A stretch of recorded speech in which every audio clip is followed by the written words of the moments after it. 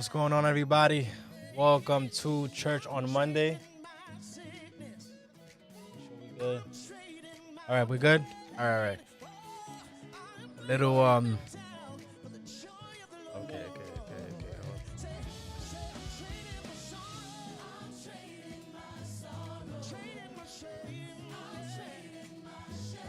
Let me know if you guys can hear me. If it sounds good, if it sounds okay. I know we had a little hiccup earlier today, but we are all set, all good. Let me know. Welcome to Church on Monday. We are live.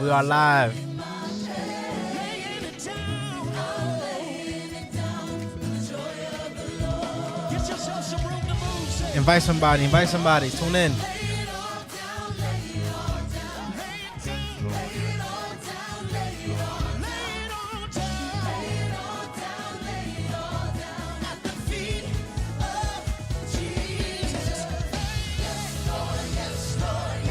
Anais is on YouTube. Help us share the stream. If you're with us right now, we're also live on Facebook. If everything sounds good, let us know. Everything is good. Let us know. My people on Facebook, if you can hear us okay, let us know.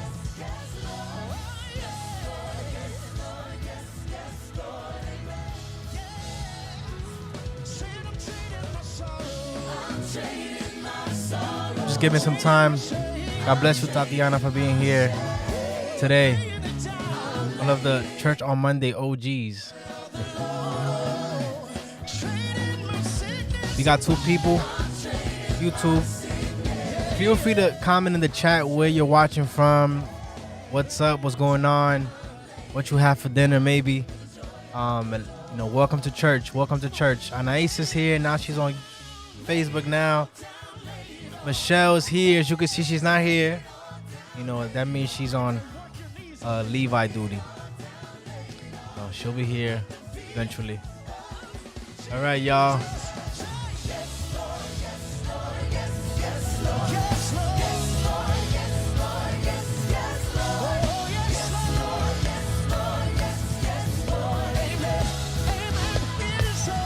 It's church time.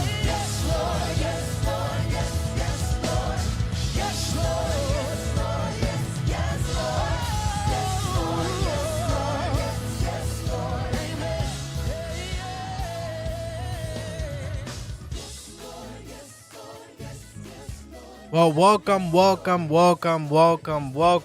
Church on Monday, y'all. I'm excited. I don't know if you could tell, but the volume is a little up. It's a little up today. I'm very excited. I'm very, very excited for what God is doing with this movement. And then he's tuning in from her luggage. All right, that's cool. A new modern maleta, basically. Shout out to those who are watching on did it freeze again? Okay, hold on. Having some issues with my camera. The devil busy, y'all. Can y'all hear me okay? All right. We're gonna figure this out, y'all. We're gonna figure this out. The devil busy today, but we're not gonna let him work. I'm excited for what is happening with this movement, Church on Monday. For those of you who don't know, we started Church on Monday during the pandemic as a way to bridge the gap for those of who go to church and maybe hear a sermon that maybe, I'm not sure if that really applies to me. I didn't understand it. So we created this movement, Church on Monday, which the purpose of this is just to simply let people know that you can encounter God's grace, God's love outside the traditions of Sunday. So Sunday, what does Sunday represent? It's a typical church day. It's a set day that we've had. And a lot of people live for Sunday. They don't live for nothing else. They live for Sunday. And they forget that God is a God of every single day of the week. That God can do wonderful things on a Monday, on a Tuesday. Not only when you're in church, but God can speak to you during the week. So we made Church on Monday with that in mind. Now, and many people have tuned in, and today, there was a comment today that said, man, I really love church on Monday, and people really connected to it. And that's what this is all about. This is all about giving people a space for them to experience grace outside of Sunday. And it's not a day. It's not about Monday. We could have church on Monday, on Tuesday.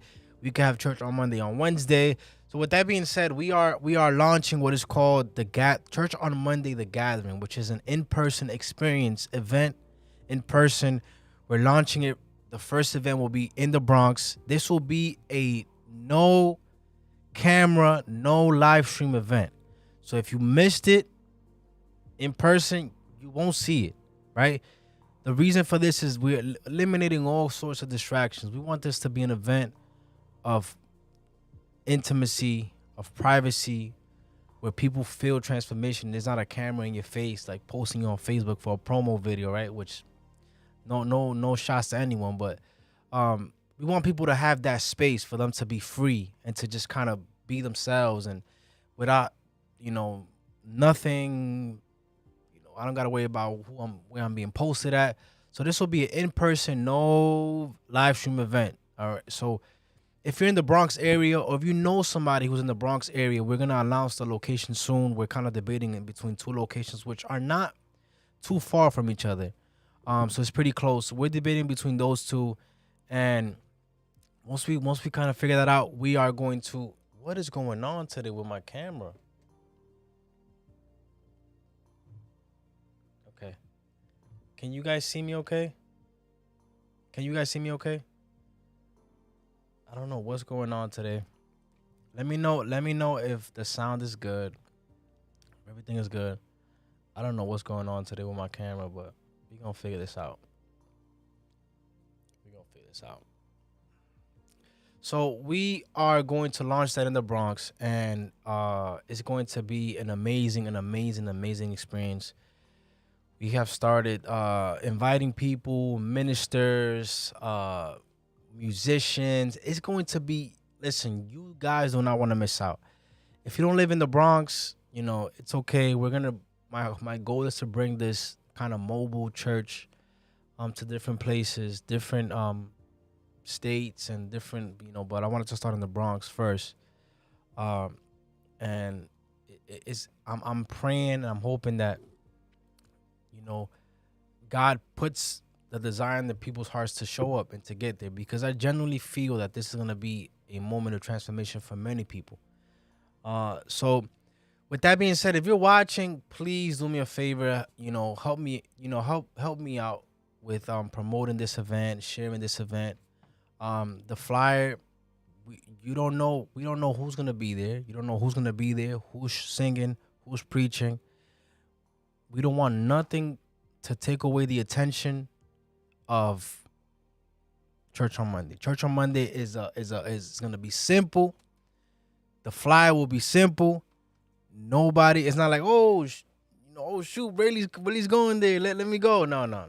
You don't know. Maybe I might not be there. Who knows? So that's what it's about. We don't want nothing to take away the attention from what we want to happen that day. Who knows? Maybe one day we show up and TD Jakes is there. Who knows, right? Believe it in faith. But and it's an amazing event. Rafael, my brother Rafi, you already know, man. I had you in mind yesterday. I mean, you know what? Eventually we're gonna head up there to Rochester and bring that up there, get all the ministers together, get all the pastors together, and have church on Monday up there. I feel like youth, now not only youth, leaders need this, pastors need this, marriages need this. We need church on Monday. Not just because this is a thing that we made, but we need a space for people to be free, and to hear a word that's going to transform them. I consider church on Monday to be a conversation at the well, right? That conversation is documented for us to hear, for us to kind of hear about it. But that was a private conversation that Jesus had with that woman, and that woman went and told people. There weren't cameras there; it wasn't live stream. Nothing. Jesus kind of showed up, had a conversation with her, and her lives were changed. Her life was changed forever. That's what I envision Church on Monday to be. So I'm excited. If you're a pastor, leader, and my brother Rafi already stated there, and we can definitely make something happen, so we can bring this around to everywhere. Um, so I'm not sure what's going on with my camera today, but it's kind of lagging a little bit, but it's all right. We're gonna figure this out. But let's jump right into the word tonight. I don't know if you're ready, but I want to jump right into um the word that God has put on my heart for the small time that we have, and I promise I won't be long today. Just want to come on here, drop the word, and bounce, so you can go home and rest and get some sleep. Um, but I wanna speak from Luke 5, chapter 5.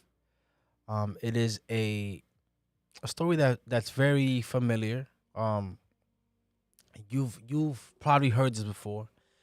So guys, get your Bible, get a pen, get a marker. If you're listening on your way to the airport or whatever, put your headphones in. If you're home with family or friends, have them join you. Hey, listen, we every Monday we meet for this event. Join me. Let's take a listen for this.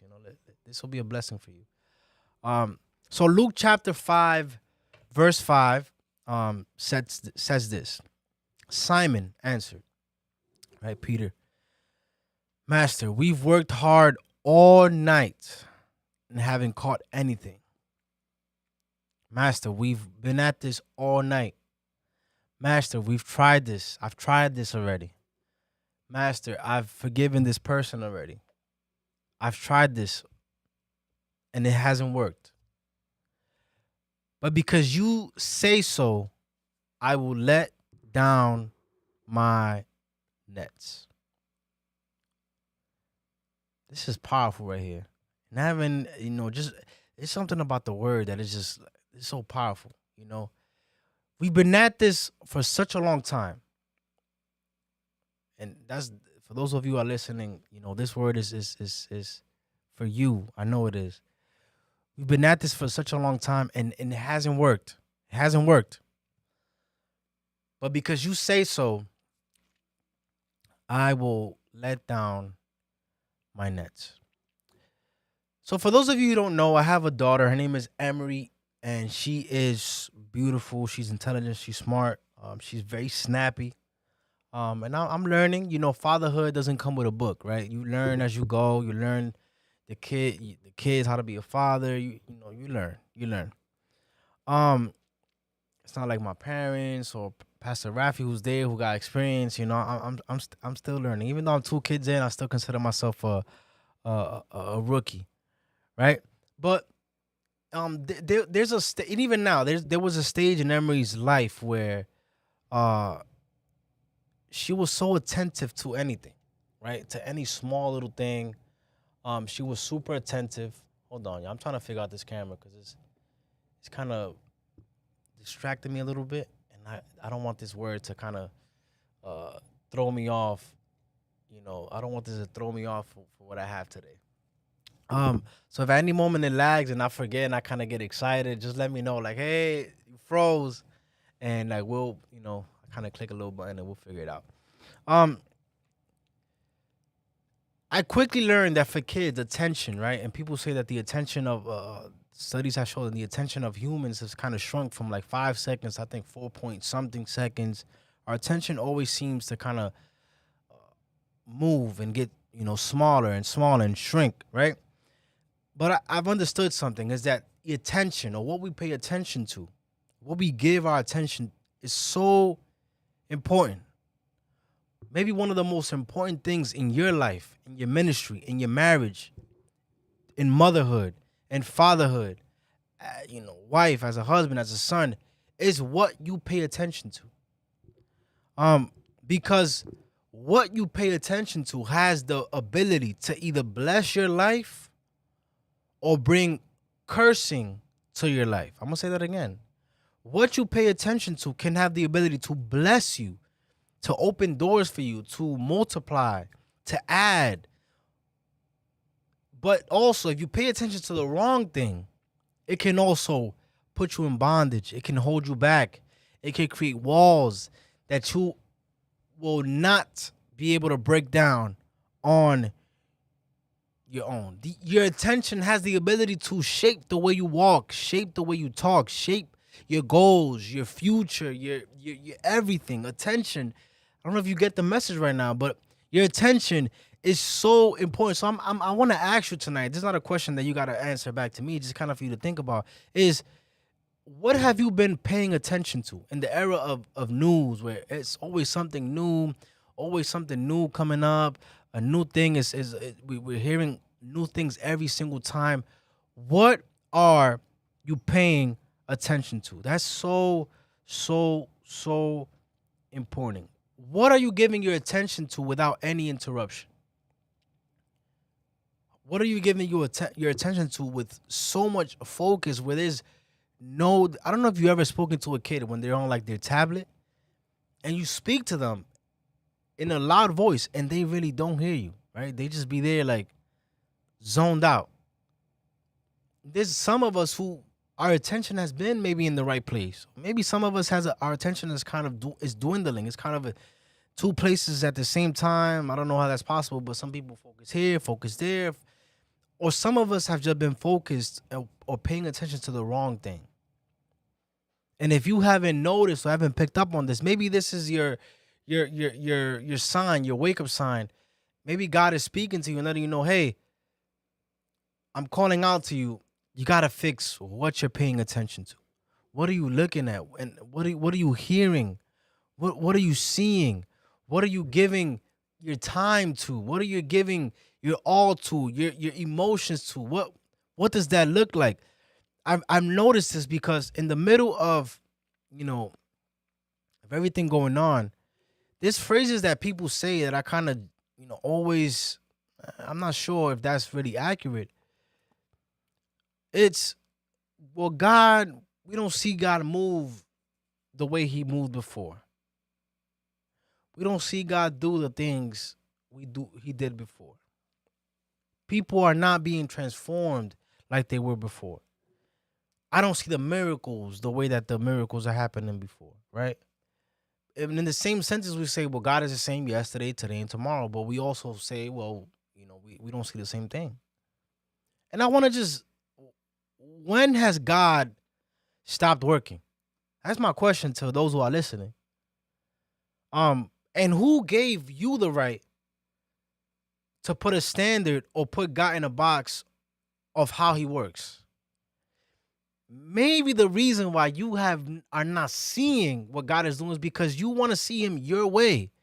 You want to see him your style. You want to see him in the way he worked in your family, in your marriage. And I say this every single time that we have church on Monday. God is a God of all, but at the same time that he's a God of all, he's also a God for you, which means that God can speak to the masses, but at the same time, while he's speaking to the masses, that message feels like it's tailored for you, like it's tailored for me. I've been in church and the pastor's speaking to the whole church, but while I'm hearing the word, it feels like God is talking to me. So while people are focused, distracting, and fighting over what God did yesterday and comparing him, the 2010 God to the 2020 God to the 1990 God, I'm choosing to see God work. No matter what the decade is, no matter what the time is, no matter where or how it is, we cannot put God in a box. I believe that God has not stopped working. He has not stopped healing. He has not stopped opening doors. He has not stopped restoring people. We have to break that out of that mindset. That's what church on Mondays is for, right? Because we are holding on to something that is also limiting us from seeing the new that God is doing. I'm gonna say that one more time. We're holding on to these ideas, ideas that, yes, God is the same yesterday, today, and tomorrow, right? And while he's the same, the methods of healing, the methods of restoration, the methods of transformation are unique to every single individual. Can you understand that um tonight?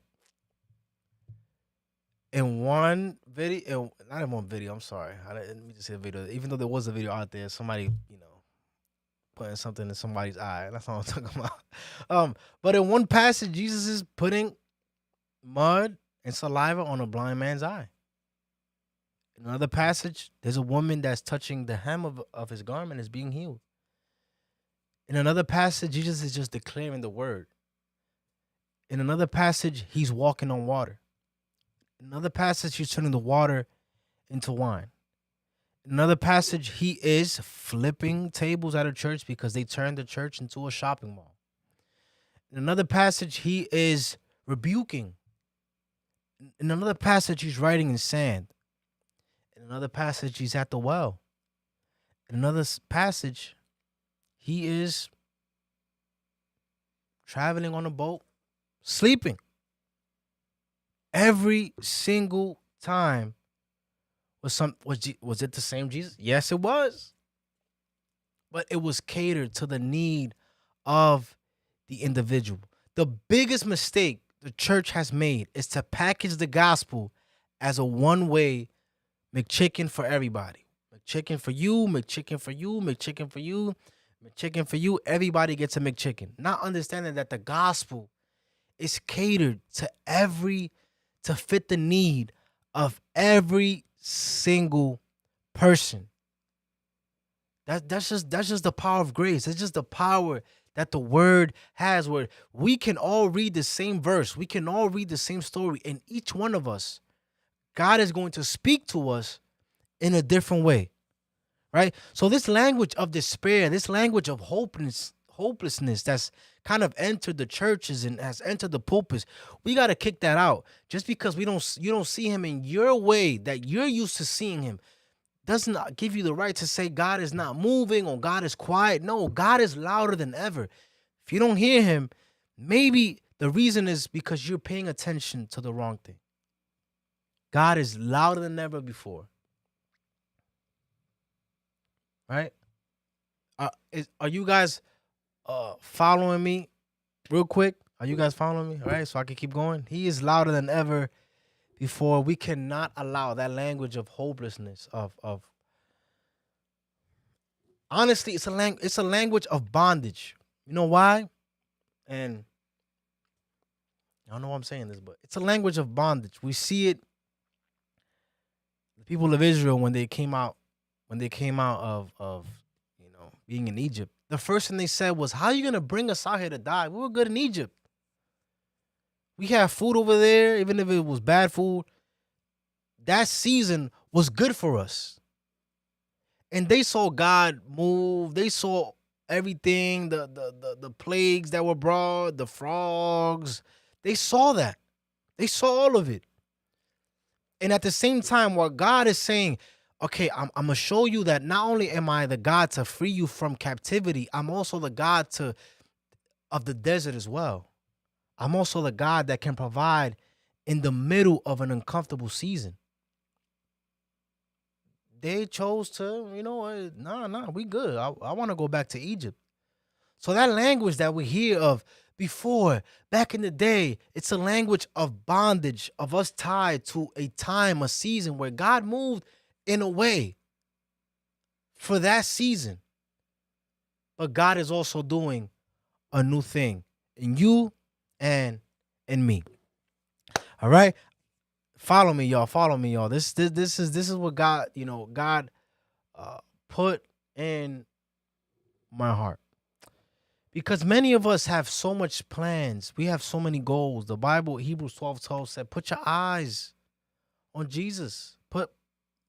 Focus your eyes on Jesus. Don't pay attention to the times. Don't pay attention to what this person is doing, what that person is doing. That is your target. That is your focus. That is where your attention should be. When your attention is on Christ, your plans, your goals, your future falls into place. Right? As a father, one of the things I learned is that if I can figure out my kid's intention, I know what she's paying attention to. That's kind of the I don't know if you caught that. But as a dad, if I know Emery's intention, when Emery walks, Emery likes to sit. We have like a little breakfast thing, and she gets off, and I immediately pick up on what the intentions are, so I know where she's going. I know what she's about to do, and it's gotten to the point when I see her a little too quiet, I'm like, Emery's up to something, and I immediately know what's about to happen. I've gotten to the point where I know how her looks. I know what she's thinking in her mind, what she's planning in her mind. Because not only does your attention control your intention or what you want to do, right? And intention is so important because your intention is connected to purpose. It's connected to how you walk. It's connected to your goals, to your future, ministry, marriage, whatever you want to. Intention and attention are so important for us, right? And in this story that we have in Luke, we know the story, right? Jesus is one day he's standing at the lake, like Jesus always did. He was kind of standing at a random place to us. It feels like Jesus was just standing by the lake, randomly standing there, right? Preaching the word of God. But in moments, I'm going to just stop here. In moments where it feels random, it's nothing in God happens just randomly. Everything happens for a reason. That sounds cliche, but it's actually the truth. Jesus is not just standing at a lake just to stand by a lake. He's standing there because there's a lesson that he wants to teach the fishermen. There's an encounter that he's about to have with Peter. Everything is part of a purpose. And in verse 3, we see that while Jesus is preaching, and please pay attention to me, verse 3, he got into one of the boats. Listen to this, please, listen to this. First of all, he's randomly at a lake. And then he randomly picks one of the boats to use as a pulpit. And the one he picks belongs to Simon. I don't know if you can catch that. Jesus is intentional about being close to you. There's theology out there that, that scares people for, that, makes it believe that, Jesus, we have to chase him. And in every encounter that I've seen in the Gospels, it feels like Jesus is at a place waiting for them. Jesus picks the boat that belongs to Simon, the one belonging to Simon. And he's intentional about using the thing, using the mechanism, using the tool that was so important to Peter as a pulpit to show his power.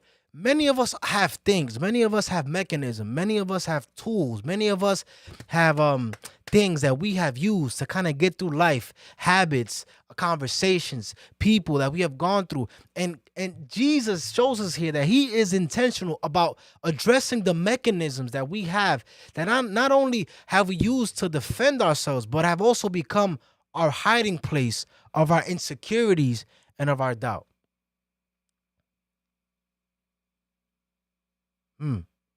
That's good. Jesus utilizes the mechanism, the boat. That boat carried, we'll get into later on, but that boat carried Peter's frustration, his doubt, and Jesus steps into that boat. This is for somebody. Jesus is about to step into that thing that you have used for so long to kind of get by and to kind of cope with things. Jesus is about to not only step in there and kind of get into the middle, but he's about to show you something. He is intentional, like Pastor Torres said, he is intentional about capturing your attention with the thing that maybe is that is holding you back.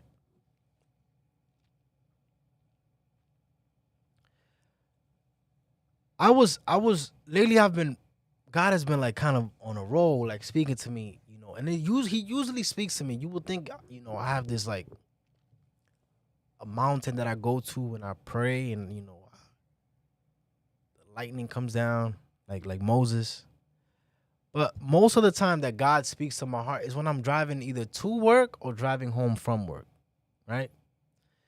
And lately, kind of this message like there's more, there is more, there's more, right? I want to let somebody out there know there is more.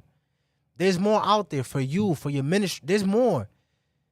You just have to adjust your lens so you can see it. But there is more. Don't allow the enemy to tell you like this is it, this is the cap, this is the limit, this is how as far as you'll go. No, there is more. There's always more. We serve an infinite God. There is no limit. He is the beginning and the end. There is more. Just we have to adjust our vision, our attention to see that there's more. And maybe this is what Jesus was trying to teach Peter. Because Peter had a problem with his attention. I'm going to skip a little bit, but later on we see that same Peter remember, Jesus goes into his boat, Luke chapter 5, verse 5, right? Later on, we see Peter getting out of a boat, walking towards Jesus. That's a whole nother message. I'm not going to do it today because I'll run out of time. And Peter drowns. Why? Because he started paying attention to the wrong thing. Later on, Peter denies Jesus. We see Peter also take out a knife and slice somebody's ears off. Peter had issues with his attention. He had issues kind of narrowing, focusing on the right things. There are things that it's not that God doesn't want to give them to us. There are things that have been put on hold until we adjust our attentions. There are doors that cannot be opened for us because if they're open for us now, it will mess us up. There are opportunities that are on hold that cannot be given to us now because if they're given to us, it is going to destroy our attention. That's why this is so important today, that you understand this, that God is intentional about speaking to us, this church on Monday, about your attention. Is it good? Is it bad? Is it weak? What am I paying attention to? Am I paying attention to what the next person is doing? Or am I focused on what God is doing in my life? Because it could be that God is working. It could be that he's moving something. There's a shift that's happening. In my life, there's a shift. And maybe in your life, there's a shift. It could be that something is happening. And your attention is not allowing God, it's not allowing you to see that blessing that's knocking on your door. God has always been intentional about fixing our attention. Attention will require obedience in times where you may not understand what is going on. But you'll say, it don't make sense. But if you think this is going to be good, I'm going to listen to you. And this is not crazy, right? But the powerful thing about obedience is that obedience begins to reveal in us the internal crises that we have that nobody else knows about. Listen to me. People paint obedience to be a pretty thing, right? Do this. Yes, sir. Right? But obedience, true obedience, will always kind of stir some things that will reveal to you, bring up to you, okay, I'm dealing with doubt. That's why it's hard to obey. I'm dealing with fear. Or I'm dealing with generational trauma. I'm dealing with my past. I'm dealing with somebody let me down. I'm dealing with betrayal. That word obedience is not only there to lead you to an end, it's also there to bring some things out of you. Obedience is never pretty. It will always require you to sacrifice something. It will always require you to feel that tug. That's where true obedience comes from. You feel that tug. And you say, I don't know, but I'm going to listen. I don't know if this will work, but I'm going to listen. God is calling us to time of obedience. Listen, with Church on Monday, you don't know how long I've battled to kind of do this event. And my wife knows I kind of want to do it. I don't know. And how many times I kind of sat here and said, you know what? This is my last Church on Monday. We're canceling it. We're going to do something else. We're going to revert. And my wife kind of holds me accountable. Like, obedience. And in my heart, I'm like, I don't know. I don't feel like my attention was off. Right? And in that, when I sat with that, I'm saying, okay, I got to fix my attention. I got to pay attention to the right things that God is calling me to pay attention to. Obedience will always reveal that crises that you have not been able to resolve, but obedience will resolve it. I don't know if you're following me, right? Verse 4. When Jesus had finished speaking, he said to Simon, put out into the deep water and let down the nets for a catch. What does Simon say? Master, we've worked hard all night and haven't caught anything. But because you say so, I will let down my nets. Remember, Peter doesn't have to listen to Jesus. Peter is an experienced fisherman. This is his job. This is what he knows how to do. It's like telling my wife how to cook, right? She'll look at me like, what are you talking about? And even then we see Peter kind of, if you say so, I will let down my nets. What Jesus does here is that he leads Peter's attention to a place he had not looked at before. Say that again. Jesus is intentional about directing Peter's attention to a place he had not taken his boat to before. Follow me. There is a place. When we listen to Christ, when we listen to the will of God, when we walk in purpose, exactly. A carpenter telling a fisherman what to do. He was intentional about leading Peter's attention to a place he had not paid attention to. Many of our victories, many of our successes, our blessings are in places we haven't looked at. We've been going around in circles for so long. You, me, maybe your ministry, whatever. We've been kind of going around in circles, letting down our nets all night. It didn't occur to Peter, who's an experienced fisherman, maybe there's no fish here. Maybe find another spot, right? There's no fish here. He kept throwing the nets. And the first thing Jesus does is, you know what? We got to move you to a different place. I know it's uncomfortable. I know it doesn't feel good, but there is transformation. Different places, unexperienced places you have not experienced before, places you have not gone to before will always bring about something new. God has a way of working his miracles, opening doors in places that you have not seen or experienced yet. There's an open door somewhere and you haven't looked. It's like my control for my TV. I don't know if maybe I'm the only one that has a struggle, but it feels like my control has legs and walks away whenever it decides to.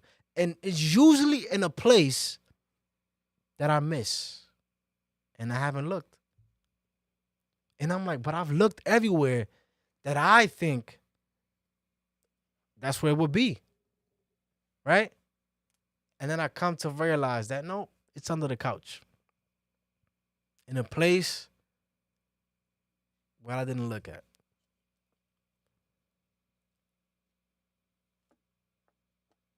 I'm gonna give you guys a brief testimony. And I was talking to my wife about this a little earlier today. Because it's just there's no loss. There's no loss in obeying the instructions that God gives you. There is no loss. It may feel like a loss. The desert might feel like a loss. The drought may feel like a loss. But I serve a God that even in the desert, he supplies. Even in the storm, when everything is going wild, there's no loss. There's no loss. There is no loss. I'm going to say that one more time. There is no loss when you obey God's voice. It may feel like you're losing. And trust me, whatever you're losing, obeying God's voice, you didn't need it. Whatever you're losing on your way to the place that God told you to go was not a loss. There's a reason why you lost it. It didn't belong in the next place you're going to. It didn't belong in the next season. There is no loss. I remember one time, me and my wife had recently gotten married. We had a little saving, nothing crazy, a little something like. And I come home from work and I find my wife bawling on the bed. I'm like, what's going on here? My wife took some money out and lost it. To be exact, it was like $1,000, right? Took it out, go to the bank, boom, boom, bless. Somebody got blessed. Somebody's Christmas was made. And I went to a church to minister, and they gave me a check of $100, y'all. And while I'm at 1,300, even worse. I went to the church to minister, and they gave me a check of $100, right? And at that time, I was like, you know what? I can save it. We just took a big loss. And I felt in my heart, God spoke to me and said, yo, give that, sow that as a seed to the church. Was that uncomfortable? Yes, it was. I was like, what's this? But I listened to God's voice. I signed the back, right? Gave it to the church, right? That same week, listen to me, that same week, that money was back in my hands. That money came right back to me. It may feel like a loss in the moment. Trust me, that was a hard loss. It may feel like a loss. It may feel like, I ain't going nowhere. I'm losing. Nothing is happening. But there's a lesson. There's a lesson when you obey, when you decide to pay attention to the right things. There is a lesson. There's a new place, a new experience, a new opportunity that God wants to give you. Verse 6, when they had done so, they caught such a large number of fish that their nets began to break. They started calling people like, man, listen, come get fish. So much fish that their boats began to sink. The boat becomes a pulpit. That pulpit becomes a place of abundance. That place of abundance now becomes a place of transformation from Simon to Peter. That is a process we'll go through. Frustration, obedience, an unknown place, and a place of abundance. I'm going to say it again. Frustration from our pastors, leaders, ministers, those people. You're going to go through a time of frustration. You're going to go through a time you won't understand what's going on. You're going to have to obey. You're going to have to obey. That obedience will take you to an unknown place, a place you've never been to before. But in that place, you will encounter God's abundance. This word was for somebody tonight.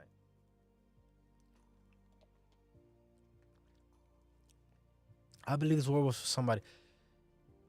Please do not let the enemy plant any seeds of doubt in your mind and in your heart.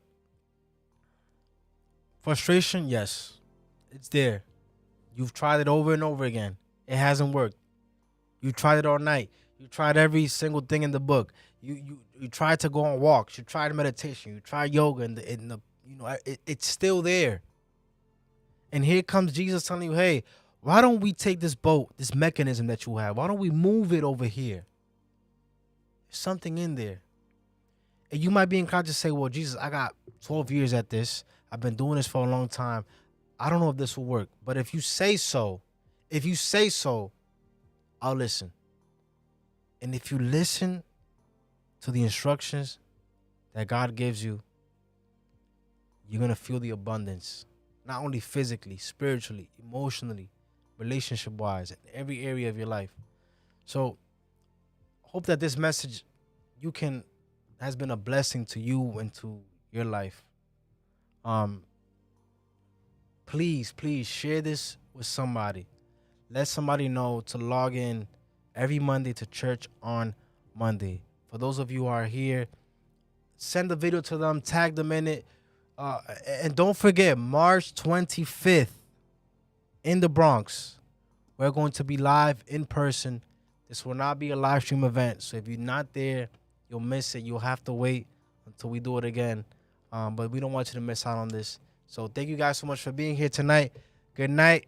God bless. And see you guys next week for church on Monday.